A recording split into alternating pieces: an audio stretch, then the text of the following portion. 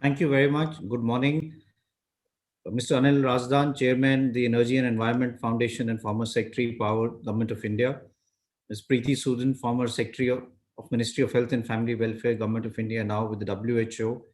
Dr. Anil Garg, President, World Healthcare Conference, dignitaries, other dignitaries who are part of this conference, delegates, ladies and gentlemen. First of all, really, let me start by congratulating the organizers for holding this World Healthcare Conference on a virtual platform. Post COVID or during COVID, health has actually become a very important issue and has really taken the center stage. These are challenging times for us, not only for India, but for the globe, because never before have we seen a pandemic of this nature. And this has really put a huge sort of challenge in the healthcare industry. And I think this is the time when the global community has really come together, and we've realized that we have to innovate. And that is something that has been part of what has happened in India and globally. I remember 1 year ago when we started working on and the pandemic was just starting. There was this huge issue in our hospital itself and in the country. Every day I used to have a meeting with our group, and we used to wonder what we should do. There was the issue of shortage of PPEs, shortage of N95 masks, shortage of ventilators, oxygen beds. And we started working very aggressively on seeing how we could really overcome this shortage. And I think this is where a lot of innovations happened. People moved out of their silos, started talking to each other, whether it was industry, whether it was the engineering section, or whether it was people in the healthcare sector. This led to a lot of garment industry coming in to make PPEs. A lot of N95 masks were made in our countries. Companies which are actually involved in making cars got involved in making ventilators.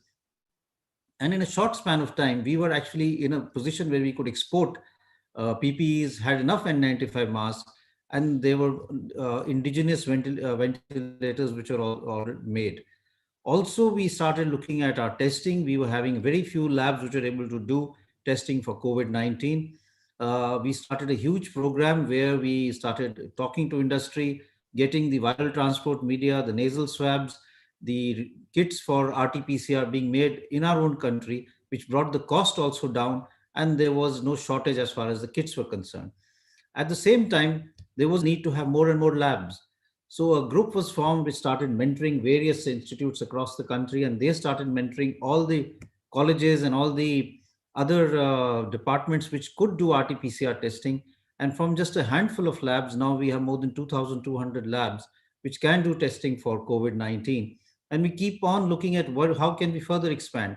Can we look at veterinary labs? They also do RT-PCR for animal pathogens. So a lot of them have got involved in doing RT-PCR testing for COVID-19, getting attached to a medical institute.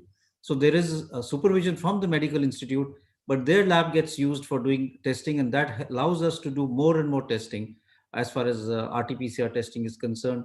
We converted our CBNAT, which is used for diagnosing tuberculosis, into a cartridge-based testing kit for diagnosing COVID-19.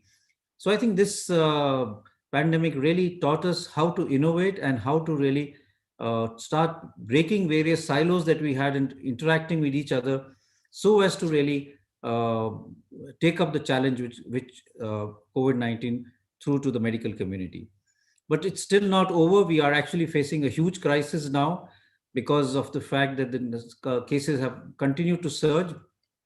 We have crossed 2 lakh cases per day, and that is also leading to increasing mortality. And I think, therefore, there is a need for us to see what are the way forward. As was mentioned, we realized and that there is a huge strength in e-learning and the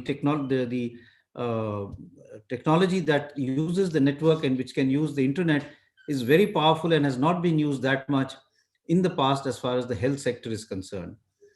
Teleconsultation became legalized because of COVID-19, and now across the country you can have teleconsultation, and you can patients who are not being able to come to the hospital because of fear of COVID could take their consultation from the doctor through teleconsultation. And this was very helpful for non-COVID care, especially for non-communicable diseases, patients with diabetes, hypertension, or with chronic respiratory diseases who just needed to adjust their medication, were able to do so without having to come to the hospital and having the fear of getting COVID-19.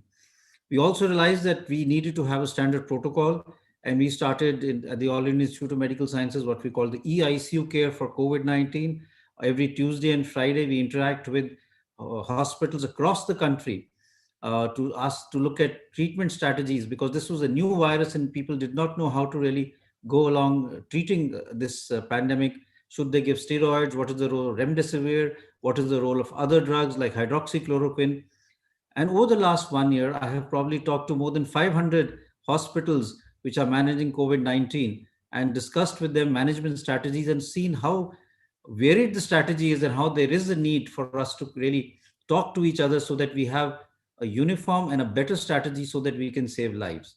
So, that is something that was also a part of learning. We started what we call the centers of excellence in all states with the support from the Ministry of Health and Family Welfare, where also training was done on various issues on management. And I think all of this is something which we need to take forward as we go to the new normal or to the next normal post COVID 19, whenever that era comes.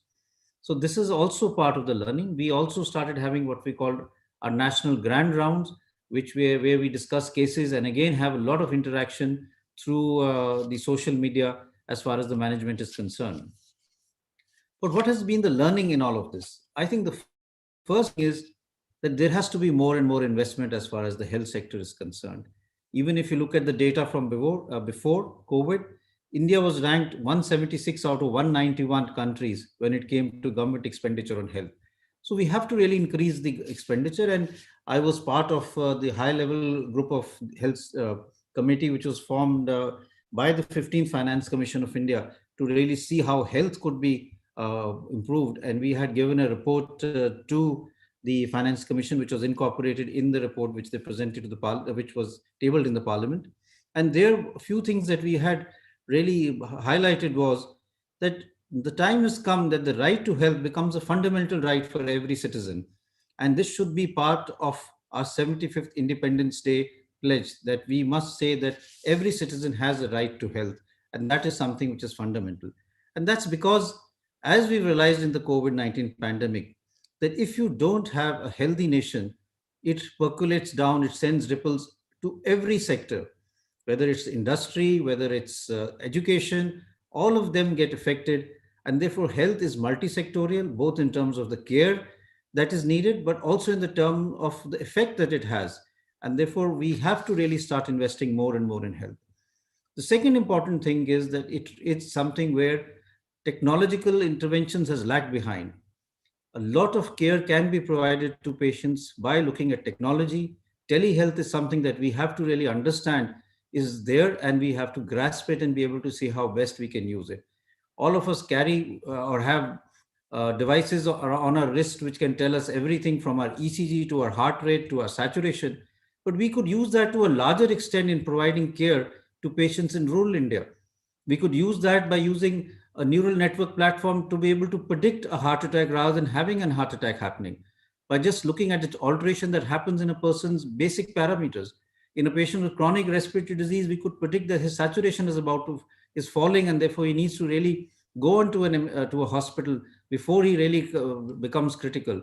And also develop a strategy that the nearest hospital could be alerted so that he is there to receive him whenever he has a problem.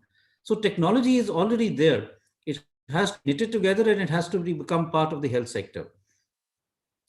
And when we talk of technology, it has to be patient centric. We have to really look at how do we reach out to these patients rather than giving a technology which is so high end that they are not able to use it. So it has to be something that is looking at the feasibility as far as our patients are concerned. And that's why whenever we talk of technology or of the changes that are happening in medicine, we must have the patient at the center of it all to see that is he or she comfortable with this, and is it equitable to all sectors of society, irrespective of caste, creed, and socioeconomic status. So I think that is what we need to do.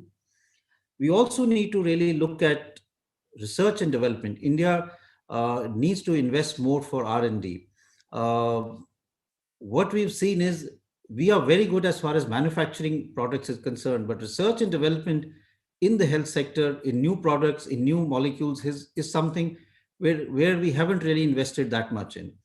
And this was something which we saw is possible because of the vaccination. India used to manufacture vaccination, but it did not have a strong uh, platform for doing research in vaccine development. That has changed so dramatically in the last 1 year. We have now 7 to 8 vaccines which are being made or researched in our own country, and so many others are being looked at. So this is something that we need to harness. And to harness this, there has to be a sort of a connect between academia and industry. Science and industry need to start talking to each other so that molecules and research which is done in academic institutes, new molecules, new point of care tests, or new vaccines. Currently, a lot is not really looked at as a startup or as an investment by industry so that they can take it forward. This is something which is done so much in US and in Europe. Why can't we have entrepreneurship as far as science and health is concerned and promote our own scientists to really take it up and collaborate with industry to develop new molecules, new vaccines, new point of care. And finally, I think it has a lot to give in terms of the economy. And therefore, we need to really look at it as a sector which is both a service sector, but a sector which also gives so many jobs, so many other opportunities, whether we talk of medical tourism or so many other things. The health sector is very, very important, both as a service sector, but also as a sector for employment, and that needs to be kept in mind. There's also a need to develop a comprehensive health insurance scheme, which really is encompassing for everyone. Currently, we have Ayushman Bharat, but there are a lot of middle class people who are not covered as part of that is concerned, and they get caught in the gaps, and sometimes they have to pay a lot out of their pocket, which causes many of them to go below the poverty line. So we need to make it more comprehensive, more inclusive, even if it means people have to pay a little bit out of their pocket so that it is covering, I would say, more or less the entire population or majority of the population of the country. And then we have to really look at the concept of One Health. What the pandemic has taught us is that this planet is actually something that has to be looked at both from the point of animal health, plant health, and human health. They cannot be separated out. Most of the outbreaks that we've seen over the last 15 years, whether it be bird flu or avian influenza, whether it be SARS, or whether it be Zika or MERS coronavirus, or any of the other outbreaks, even Ebola for that matter, have actually been viruses which have jumped species and infected humans. So therefore, if we really need to look at how do we handle pandemics in the future or prevent them, we have to look at One Health and health of everyone on this planet. That includes animal health, plant health, and the environment. So that is something that we really need to keep in mind when we talk of a healthy ecosystem as far as health is concerned. So I'll stop here. This is the thoughts that I had. Thank you very much for inviting me to give my thoughts. Thank you. Thank you so much, Dr.